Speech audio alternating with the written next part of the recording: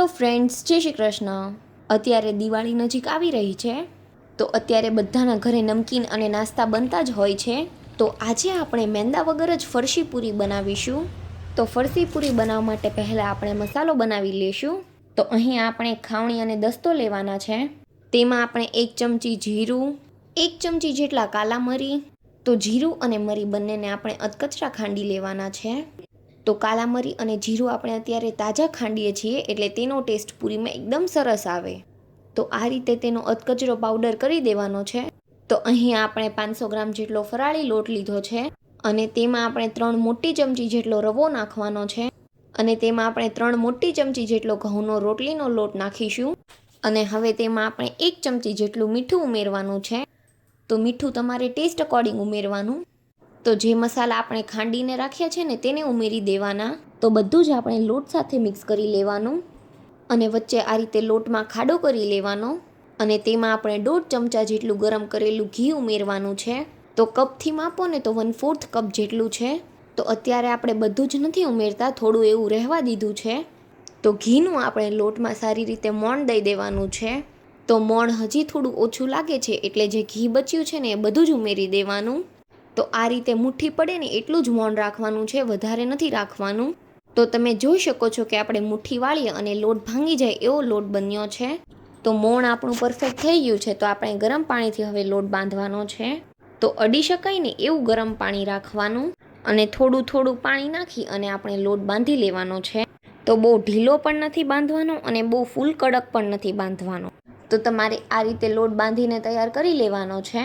તો લોટ આપણો બંધાઈ ગયો છે ને, તો તેને ઢાંકી અને 10 મિનિટ જેટલો રેસ્ટ આપી દઈશું.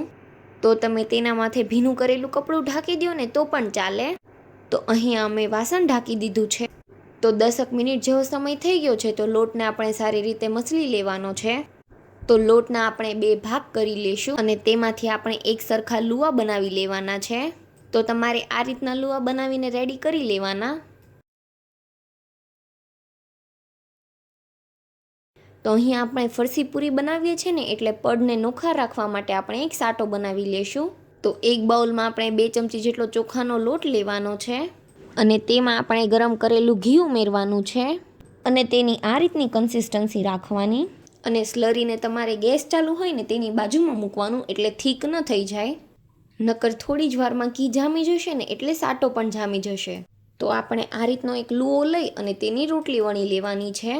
તો આપણે રોટલી એકદમ પતલી બનાવી છે, જાડી નથી રાખી. તો આ રીતે તમારે 2 થી 3 રોટલી બનાવી લેવાની, અને પછી તેના ઉપર જે આપણે સાટો બનાવ્યો ને એ આ રીતે લગાવી દેવાનો, અને એકઈ જગ્યા બાકી ન રહીને એ રીતે હાથથી જ લગાવું.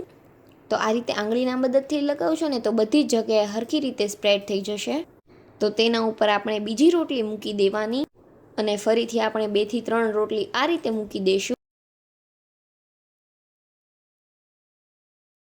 તો અહીંયા અમે ટોટલ 4 રોટલી મૂકી છે, અને થોડું એવું વણી લઈશું એટલે બધી જ રોટલી એક સરખી થઈ જાય. અને ઉપરની રોટલી પર પણ આપણે આ રીતે સાટો લગાવી દેવાનો છે. અને હવે તેનો આપણે આ રીતે રોલ બનાવી લેવાનો છે, અને રોલને આપણે થોડો ટાઈટ રાખવાનો છે, ઢીલો નથી રાખવાનો.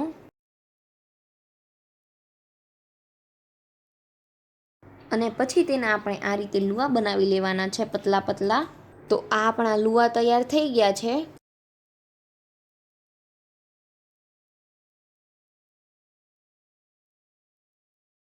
તો લુવાને આપણે ઉપરથી પ્રેસ કરી અને આ રીતે દબાવી દેવાનું, અને પછી 2 થી 3 વેલણ મારશો ને ત્યાં પૂરી આપણી વણાઈ જશે. અને તમારે ગોળ વણવી હોય તો લુવો સીધો દબાવી દેવાનો, અને લંબગોળ વણવી હોય ને તો આ રીતે બનાવવાનું. અને પૂરી બહુ જાડી નહીં રાખવાની, નહીંતર તો અંદરથી કાચી રહી જશે. એટલે પતલી જ રાખવાની, બહુ જાડી નહીં રાખવાની. એટલે લુવા કરો ને ત્યારે પતલા પતલા જ લુવા બનાવવાના. તો આપણી બધી જ પૂરી વણાઈને તૈયાર થઈ ગઈ છે. તો હવે તેને આપણે ગરમ તેલમાં તળી લેવાની છે, અને તેલ ગરમ થઈ જાય ને પછી ગેસની ફ્લેમ આપણે સ્લો કરી દેવાની છે. કેમ કે આપણે સ્લો ફ્લેમ પર તળશું ને તો જ અંદર સુધી ફ્રાય થઈ જશે. અને પૂરીને બધી સાઈડથી તમારે ફેરવતી રહેવાની અને સરખી રીતે ફ્રાય કરી લેવાની. તો તમે જોઈ શકો છો કે પૂરી આપણી લાઇટ ગોલ્ડન કલરની થઈ ગઈ છે. તો હવે તેને આપણે તેલમાંથી બહાર લઈ લેશું. તો બસ બધી જ પૂરી તમારે આ રીતે બનાવી લેવાની. તો અહીંયા બધી જ પૂરી બનીને તૈયાર થઈ ગઈ છે, અને ખાવામાં તો એટલી મસ્ત બની છે ને. તો તેને આપણે ચા સાથે સર્વ કરીશું.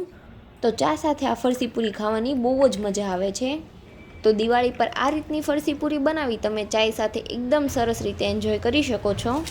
અને જો તમને અમારો આ ફરસી પૂરીની રેસીપીનો વિડીયો ગમ્યો હોય તો વિડીયોને લાઇક કરજો, શેર કરજો અને અમારી ચેનલને સબસ્ક્રાઈબ કરી દેજો. Thanks for watching.